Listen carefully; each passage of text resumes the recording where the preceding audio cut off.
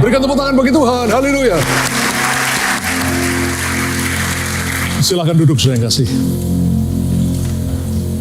Shalom, saudara yang kasih. Semua orang pasti ingin hidup berbahagia. Benar atau benar? Ya, tidak ada orang yang tidak ingin hidup berbahagia, kecuali mungkin ada kelainan, saudara. Semua orang pasti ingin hidup berbahagia. Karena itu khotbah saya hari ini saya beri judul orang-orang yang paling berbahagia di bumi. Puluhan tahun yang lalu, ketika saya masih muda, saudara, saya pernah membaca sebuah buku rohani yang judulnya adalah orang-orang yang paling berbahagia di bumi. Yang diterjemahkan dari buku bahasa Inggris, The Happiest People on Earth. Buku ini ditulis oleh Demos Sakarian. Beliau adalah pendiri dari Full Gospel Businessman Fellowship International yang punya cabang di ratusan negara di dunia, termasuk di Indonesia. Bahkan di kota Depok ini pun ada cabangnya, saudara. Saudara, dalam buku itu Demos menuliskan bahwa kakek Demos ini berasal dari sebuah desa kecil di Armenia. Armenia ini adalah bangsa Kristen yang pertama di dunia, saudara. Desa kecil itu, kalau saya tidak salah ingat, karena sudah puluhan tahun yang lalu, namanya Karakala. Nah, di desa Karakala, di mana kakek Demos ini tinggal, ada seorang laki-laki yang dijuluki Nabi Kanak-kanak. Kenapa dia dijuluki Nabi Kanak-kanak? Karena waktu dia masih kanak-kanak, Tuhan memberikan pesan pada dia, sehingga dia tuliskan kemudian. Dia belum bisa nulis, saudara, tapi dia dengan ilham Roh Kudus dia bisa menuliskan kata-kata di mana dinyatakan bahwa suatu saat kelak di masa yang masih akan jauh ke depan akan terjadi genosida di mana tentara Turki akan menyerbu Armenia dan membunuh orang-orang di Armenia. Dan itu terjadi benar-benar, saudara. Kalau sudah lihat di Google tahun 1915, Turki menyerbu Armenia dan membunuh sampai 1,5 juta orang Armenia. Nah, Nabi Kanak-kanak ini jauh sebelumnya sudah diberikan Tuhan bahwa akan terjadi peristiwa seperti itu. Lalu di dalam nubuatnya itu yang ditulis, Nabi Kanak-kanak itu membuat peta bahwa orang-orang di Karakala itu harus lari ke suatu negeri. Dan luar biasa, saudara, anak yang belum bisa ini bisa membuat peta, menggambarkan peta, di mana orang-orang di Karakala ini harus menyeberang Samudra Atlantik menuju ke negeri yang baru, yaitu Amerika Serikat. Dan Tuhan berjanji di negeri itu mereka akan diberkati. Kakek dari Demos Sakarian ini percaya kepada nubuat itu, saudara. Jadi dia jual rumahnya, dia jual tanahnya, lalu bersama dengan keluarganya pindah ke negeri yang ditunjukkan melalui nubuat dari Nabi Kanak-kanak ini. Singkat cerita, di Amerika Serikat mereka diberkati luar biasa. Keluarga Sakarian ini menjadi salah satu pemilik peternakan sapi perah terbesar di Amerika Serikat. Dan akhirnya peternakan itu diwariskan pada Demos Sakarian. Lalu dengan cara yang ajaib, Tuhan memimpin Demos Sakarian ini sampai akhirnya dia bisa mendirikan persekutuan pengusaha-pengusaha Injil sepenuh internasional di ratusan negara di dunia ini. Kalau sudah bisa dapat buku ini, bagus sekali sudah dibaca ya, sangat-sangat memberkati. Ketika saya membaca buku itu, puluhan tahun yang lalu, timbul kerinduan di hati saya. Tuhan, saya juga mau seperti Demos, Tuhan. Saya juga ingin menjadi salah satu orang yang paling berbahagia di bumi ini. Dan puji Tuhan, saya merasa saat ini, saya sudah menjadi salah satu orang yang hidupnya paling berbahagia di bumi. Dan saya rindu untuk membagikannya kepada saudara semua. Supaya semua saudara juga menjadi orang-orang yang paling berbahagia di bumi ini. Berikan tepuk tangan bagi Tuhan. Saudara, siapakah orang-orang yang paling berbahagia di bumi ini? Apakah mereka ini adalah raja-raja, para penguasa, para pembesar? Jawabannya pasti bukan. Kita tahu banyak raja, banyak penguasa, orang-orang yang hebat-hebat, para pemimpin, yang hidupnya tidak berbahagia. Hidupnya tidak keruan. Bahkan ada yang bunuh diri dan sebagainya. Saudara, kemarin baru ada pentahbisan Raja Inggris yang baru. Raja Charles III. Saya ingat puluhan tahun yang lalu, ketika Raja Charles ini masih menjadi Pangeran Charles, saudara. Dia menikah dengan seorang wanita cantik, Lady Di. Itu pernikahan mereka itu luar biasa, saudara. Ya seperti kisah dongeng, ya Cinderella. Pernikahan mereka itu naik kereta kencana yang ditarik oleh kuda. Begitu meriah, begitu agung, begitu luar biasa. Disaksikan oleh ratusan juta mata di seluruh dunia melalui televisi, saudara. Tapi apa yang terjadi? Belasan tahun pernikahan ini berjalan. Akhirnya mereka bercerai. Dan 1 tahun setelah perceraian terjadi, Lady Di mati dalam kecelakaan mobil di sebuah terowongan di kota Paris, Prancis. Pernikahan itu berakhir dengan malapetaka. Apakah orang-orang yang paling berbahagia di atas muka bumi adalah orang-orang kaya, konglomerat, orang yang punya banyak uang? Jawabannya juga pasti tidak. Kita tahu banyak orang kaya hidupnya stres, panik, ketakutan. Suatu-waktu mereka bisa jatuh miskin, kekayaan mereka hilang dan seterusnya. Saya ingat pernah menonton video di YouTube, saudara. Ada seorang kaya raya di Tiongkok. Oleh dokter dia divonis menderita penyakit yang sudah tidak bisa disembuhkan. Orang kaya ini putus asa, saudara. Dia pulang ke rumahnya. Dia mengambil 1 karung besar uang, lalu dia bawa ke rumah sakit dan dia hamburkan di lantai rumah sakit sambil berteriak-teriak. Percuma aku bekerja keras dari masa mudaku. Aku punya begitu banyak uang, tapi uangku tidak bisa menolong aku menyembuhkan penyakitku. Saudara, apakah orang-orang yang paling berbahagia di bumi adalah orang yang terkenal? Para pesohor, orang-orang yang dikagumi oleh banyak orang, aktor, aktris, orang-orang yang dianggap hebat? Pastinya juga bukan, saudara. Kita tahu bagaimana orang-orang terkenal ini banyak yang kawin cerai, nggak keru-keruan hidupnya. Banyak yang memakai obat-obatan terlarang. Bahkan ada yang ditangkap polisi berkali-kali karena memakai obat-obat terlarang. Bahkan salah satu pesohor, penyanyi yang paling terkenal, Michael Jackson, dia meninggal dalam usia masih muda, di bawah 40 tahun, karena overdosis obat-obatan terlarang. Saudara yang kekasih, jadi siapakah? Siapakah mereka orang-orang yang paling berbahagia di bumi ini?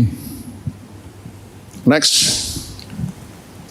Saya percaya bahwa orang-orang yang paling berbahagia di bumi adalah orang-orang yang telah menemukan tujuan hidupnya, destininya di dalam Tuhan, dan yang sedang menjalaninya. Setuju, saudara? Saya percaya bahwa orang-orang yang paling berbahagia di bumi bukan orang yang kaya raya, bukan orang yang berpangkat tinggi, bukan orang yang terkenal, bukan, saudara. Tapi orang yang paling berbahagia di bumi adalah orang-orang yang telah menemukan tujuan hidupnya, destininya di dalam Tuhan, dan yang sedang menjalani tujuan hidupnya. Yang percaya berikan tepuk tangan bagi Tuhan. Haleluya. Saudara, mengapa sangat penting untuk menemukan tujuan hidup itu?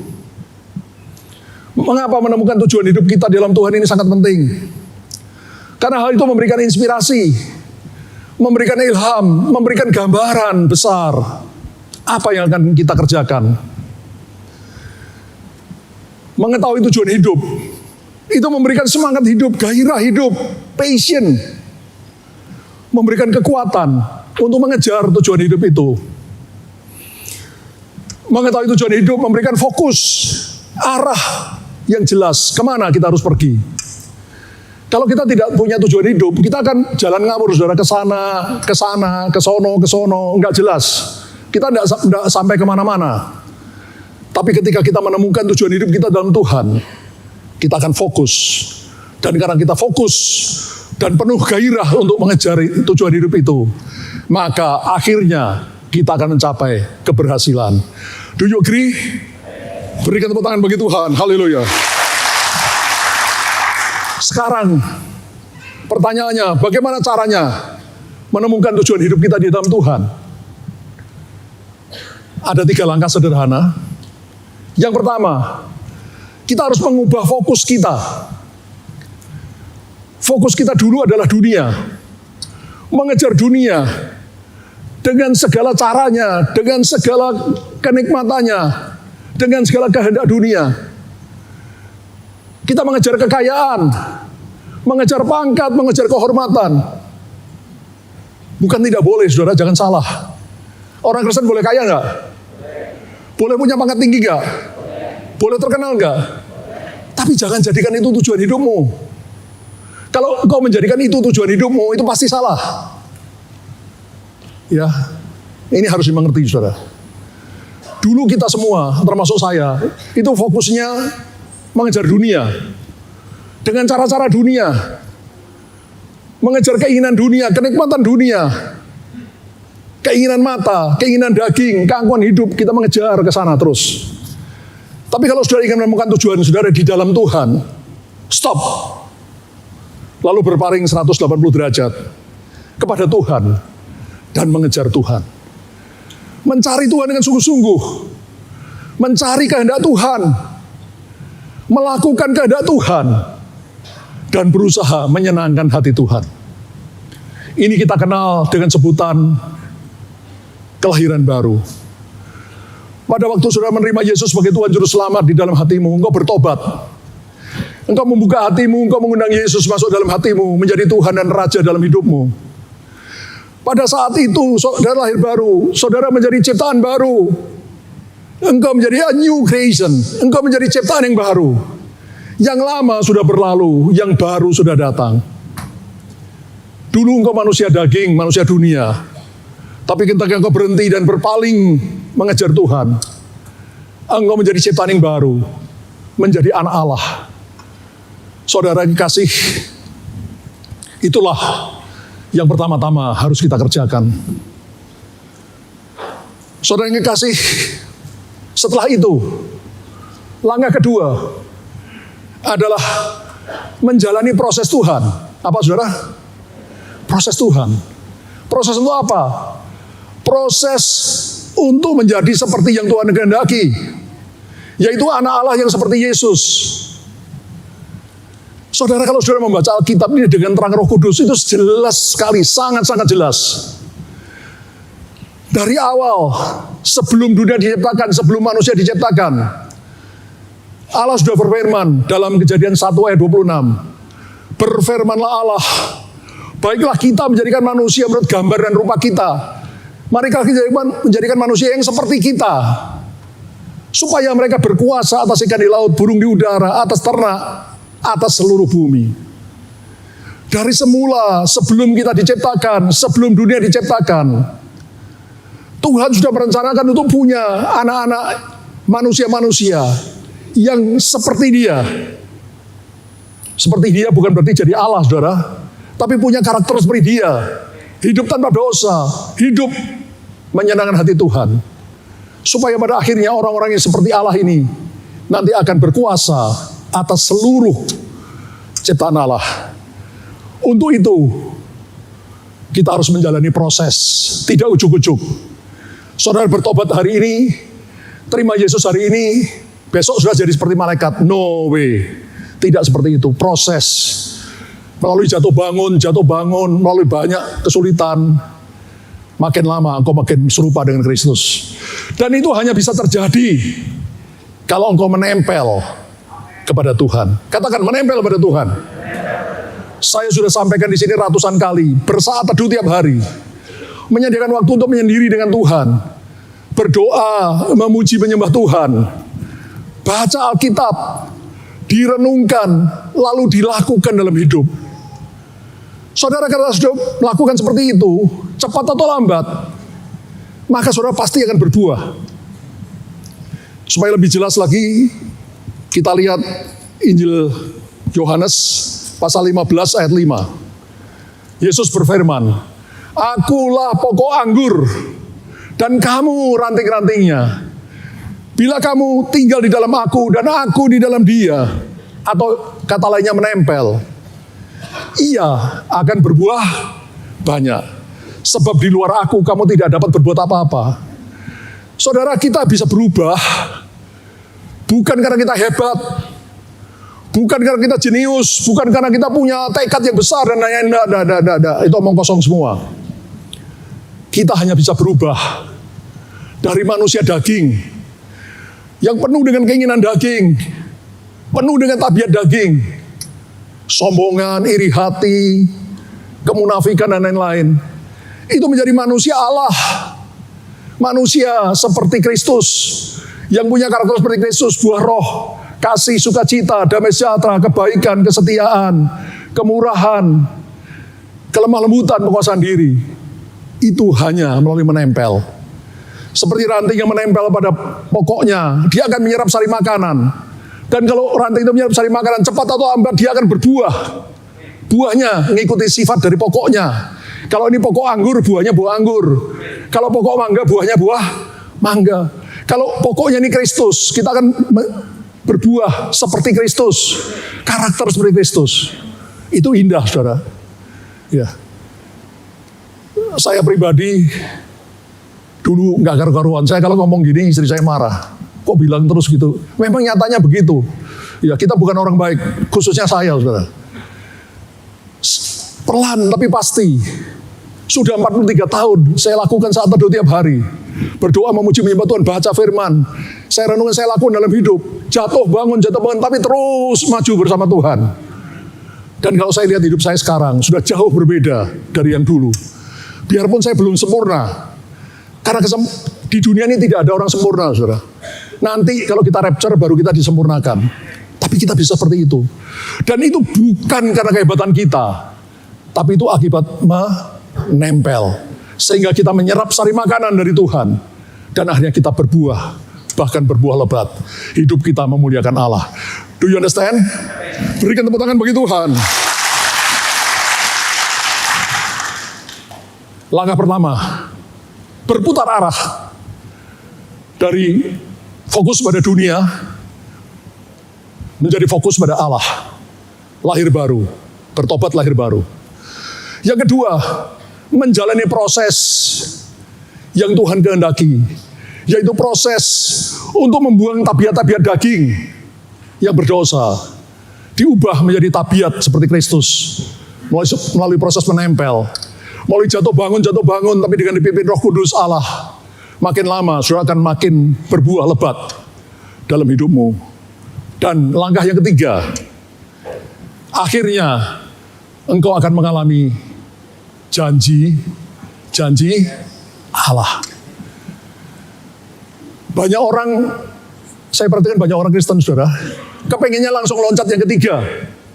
Mana Tuhan berjanji, begini begitu memberkati aku, gini gitu, mana buktinya? Oh saudara, engkau belum diproses, saudara. Engkau belum diproses. Sehingga janji-janji Allah itu tidak terjadi dalam hidupmu. Nanti saya terangkan lebih jelas. Iya. Tapi kalau engkau sudah diproses, saya yakin 1000%. Janji-janji Allah pasti engkau alami. Berikan tepuk tangan bagi Tuhan. Haleluya. Sebagai contoh, janji Allah yang sangat terkenal. Matius 6 ayat 33. Tetapi carilah dulu kerajaan Allah dan kebenarannya, maka semuanya itu akan ditambahkan kepadamu. Carilah dulu kerajaan Allah. Kerajaan Allah ini bicara tentang pemerintahan Allah. Tentang Allah menjadi raja. Saudara, apakah dalam hidupmu engkau sudah menjadikan Yesus sebagai raja, sebagai Tuhan, sebagai yang dipertuan agung dalam hidupmu? Ataukah raja dalam hidupmu itu dirimu sendiri atau orang lain? Kalau engkau mau mengalami janji Allah ini, cari dulu kerajaan Allah. Jadikan Yesus Tuhan, raja dalam hidupmu. Dan kebenarannya. Bukan hanya ngomong Yesus engkau Tuhan, engkau raja. Bukan hanya itu. Tapi lakukan kebenarannya. Alkitab berkata firman-Mu adalah kebenaran. Ini loh kebenaran. Perintah-perintah Allah. Sudahkah kau lakukan? Kalau engkau sudah mencari dulu kerajaan Allah, menjadikan Yesus Tuhan, raja, dan melakukan kebenarannya, biarpun kau belum sempurna, tapi sudah kau lakukan, maka janji Allah pasti terjadi. Semuanya itu akan ditambahkan kepadamu. Jadi ketika bagian kita ini mencari kerajaan Allah dan kebenaran yang kita lakukan, otomatis yang semuanya itu akan Tuhan tambahkan, itu otomatis, saudara, otomatis. Saudara, maaf ya, saya bukan sombong, saya itu jarang sekali berdoa untuk minta kepentingan saya pribadi. Minta uang, minta kekayaan, minta rumah, minta mobil, ini jarang-jarang sekali. Paling kalau saya doa pribadi itu untuk minta, misalkan saya sakit, minta disembuhkan. Keluarga saya ada yang sakit, yang hanya gitu-gitu, saudara. Saya ingat saya hampir tidak pernah saya minta rumah, minta mobil, minta macam-macam, nggak pernah, saudara. Saudara, saya ini berkecukupan. Saya tidak kaya. Biarpun saya bisa kaya. Ya, tanpa korupsi, tanpa nyolong, saya bisa kaya, saudara.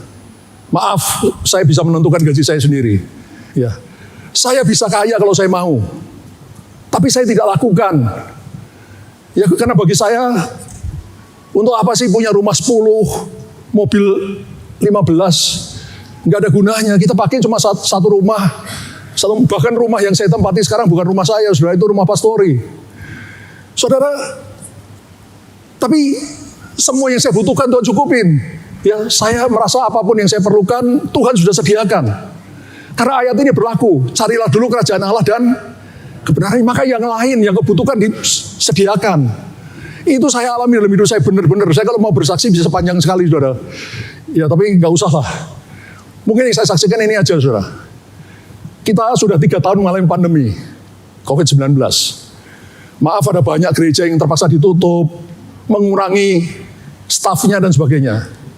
Tapi di tempat ini, saya mau bersaksi. Biarpun kita punya banyak full timer di gereja ini dan di taman doa, rumah pengorbanan.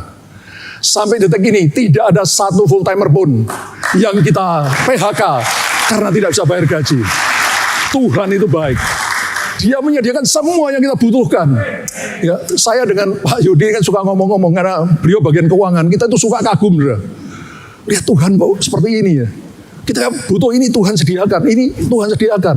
Biarpun kelihatannya ada masalah, Tuhan sediakan. Saudara, Allah yang kita sembah itu Allah yang luar biasa. Kita sangat bersyukur punya Allah seperti itu. Berikan tepuk tangan bagi dia. Next. Ini contoh ayat yang lain.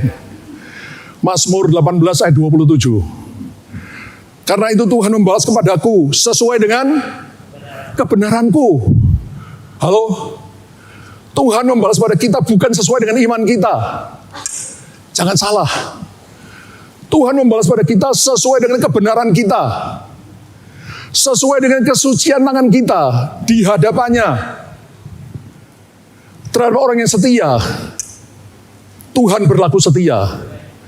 Terhadap orang yang tidak bercela, Tuhan berlaku tidak bercela. Terhadap orang yang suci, Tuhan berlaku suci. Tapi terhadap orang yang bengkok hatinya, Tuhan berlaku belat-belit. Mari kita lihat diri kita, saudara. Apakah selama ini kita sudah hidup benar di hadapan Tuhan, biarpun belum sempurna. Ya, kalau saya ngomong gini, loh Bapak sendiri belum sempurna, ya saya belum sempurna juga. Tapi kita sudah mengejar hal itu, saudara. Ingin menjadi makin kudus, makin suci, makin benar di hadapan Tuhan. Kita kejar sekuat tenaga. Kita berusaha menjadi orang yang setia, menjadi orang yang tidak bercacat celah, biarpun belum sempurna. Orang yang suci. Karena Tuhan akan memperlakukan kita sesuai dengan kesucian tangan kita, sesuai dengan kebenaran kita. Tapi terhadap orang yang bengkok hatinya, yang hatinya tidak benar, yang bengkok hati, Tuhan berlaku belat-belit. Saya pribadi sudah melihat banyak sekali yang seperti itu. Pada orang yang suci, yang benar, yang mencari Tuhan dengan sungguh-sungguh dan sepenuh hati, Tuhan balas pada kita sesuai dengan kebenaran kita, kesucian kita.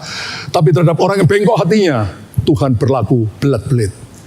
Karena itu jadilah orang yang benar, yang suci, yang takut akan Tuhan, yang hidupnya senantiasa berusaha menyenangkan hati Tuhan. Yang mau berikan tepuk tangan bagi Tuhan. Nah, ini sesuatu yang saudara perlu mengerti. Next. Roma 8 ayat 17. Dan jika kita adalah anak Allah. Saya mau tanya di sini siapa anak Allah? Angkat tangan tinggi. Oh, kita semua anak Allah. Maka kita juga adalah ahli waris. Kita adalah ahli waris karena kita anak Allah.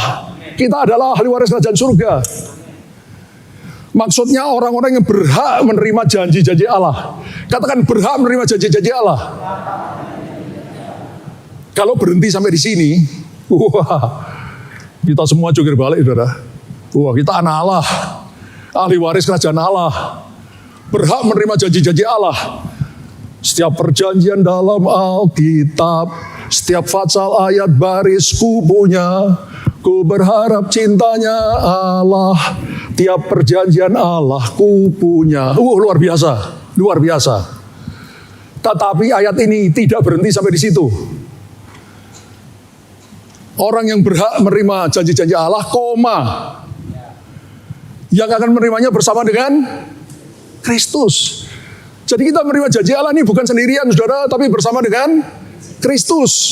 Yaitu jika kita menderita bersama-sama dengan Dia, supaya kita juga dipermuliakan bersama-sama dengan Dia. Itu masalahnya, saudara. Engkau dan aku anak Allah, yes, yes, yes. Nama kita tertulis dalam kitab kehidupan di surga, yes. Kita ahli waris kerajaan Allah, yes. Yang berhak menerima janji-janji Allah, tiap perjanjian dalam kitab, yes. Tapi ingat, Alkitab mengajarkan kita menerimanya bersama dengan Kristus, yaitu bila kita menderita bersama dengan Kristus, supaya kita dipermuliakan bersama dengan Dia. Loh Pak, menderita bersama Kristus maksudnya gimana? Saudara, kita semua punya keinginan. Yesus berkata, bila engkau mau mengikut aku, engkau harus menyangkal diri, memikul salibmu, mengikut aku. Saudara menyangkal diri. Kalau kita punya keinginan A, lalu Alkitab berkata B, kita lakukan yang mana? B. Biarpun itu bertentangan dengan keinginan kita, itu sakit, saudara. Itu tidak gampang. Contoh, dulu ada sekelompok orang yang jahatin saya, ingin menjatuhkan saya dari kedudukan saya. Saudara, saya punya kesempatan untuk membalas kejahatan mereka.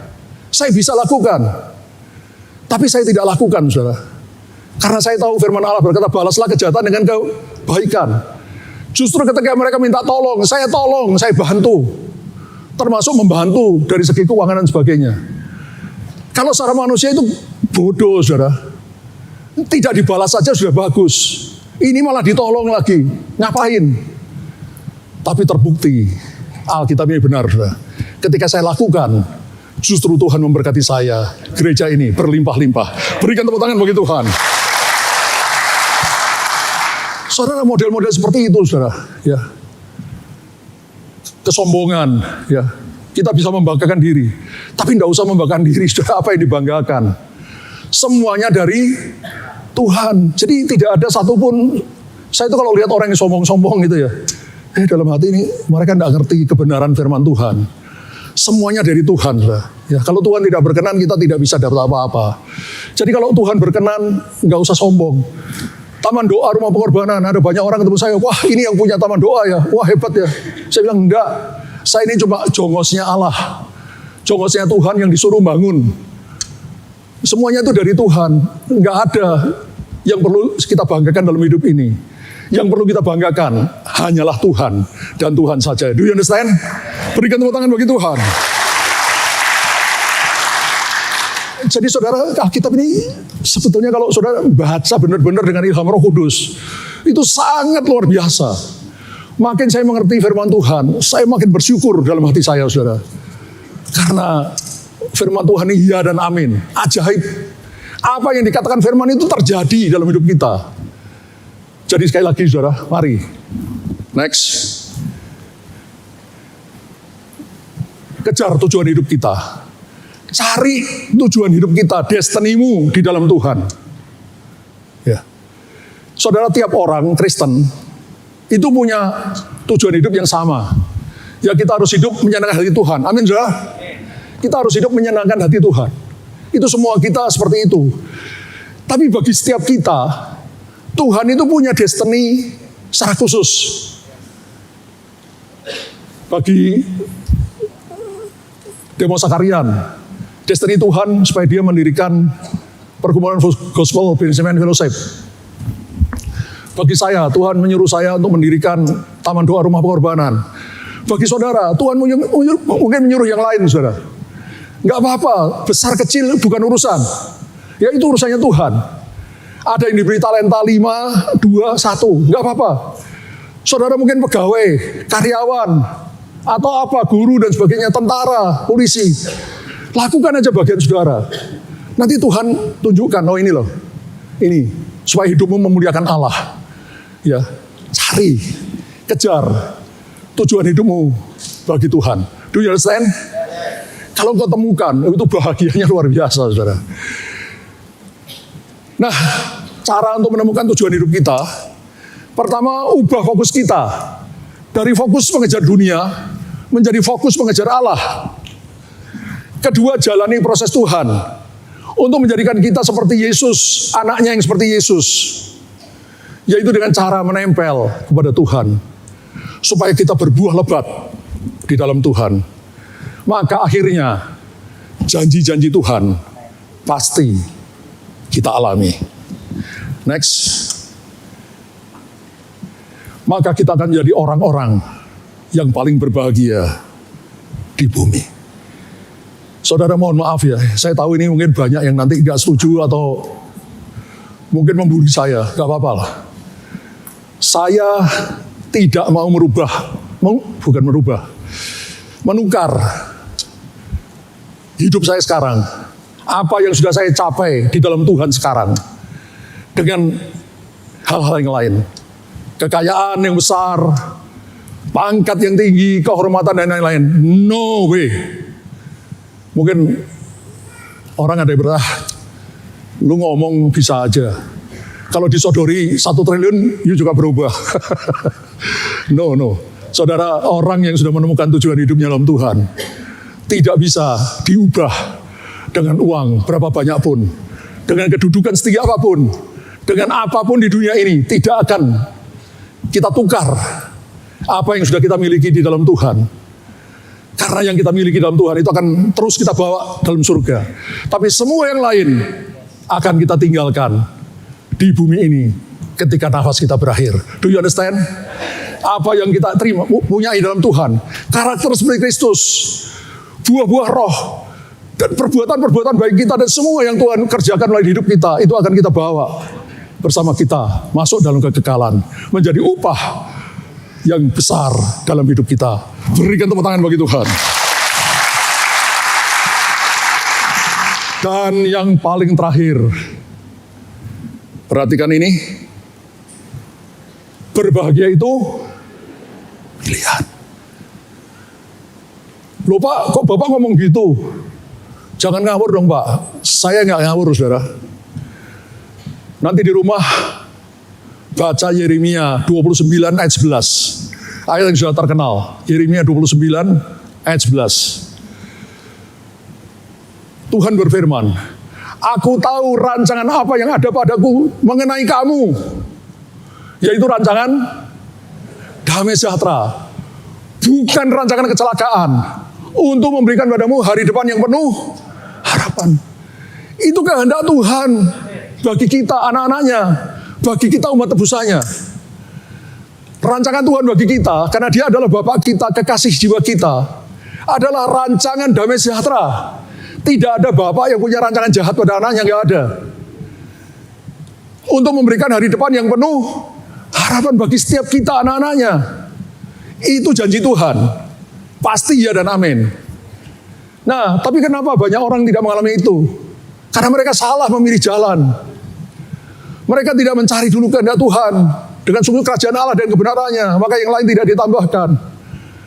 Saudara, jalanilah. Maaf ya kalau saya ngomong umur saya, istri saya mesti marah. Tahun ini saya 70 tahun. Saya tahu apa yang saya katakan. Saya tahu yang saya katakan ini bukan teori. Bukan katanya orang, bukan pendapatnya orang, saya sudah jalani sendiri. Puluhan tahun yang lalu ketika saya masih mungkin 20-an itu, saya ingin jadi orang yang paling berbahagia di bumi. Seperti Demos Sakarian.